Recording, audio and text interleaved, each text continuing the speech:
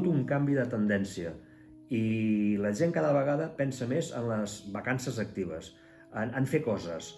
I el que fem nosaltres és donar valor afegit a la destinació. I creiem que el públic ja comença a estar madur per poder entendre que el mar és un actiu esportiu i de lleure important durant tot l'any, no només per anar-hi 2 mesos a l'estiu.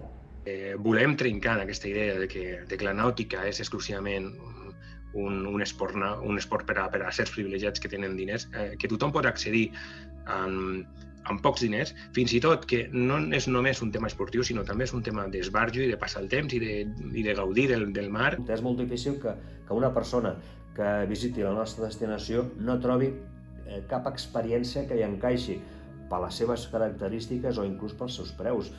Aquí doncs, tenim una costa molt bonica al sud i tenim el Delta de l'Ebre, que és un potencial molt fort. Llavors doncs, aprofitem-ho i anem a navegar cap allà. Parlant de la Costa Daurada, hem considerat que el passeig marítim de Cambrils, la gran afluència que té turística al llarg de la temporada estival, doncs podria ser un lloc idoni per poder potenciar aquests usos. Qualsevol crisi sempre és una oportunitat, però també és un moment de dificultats.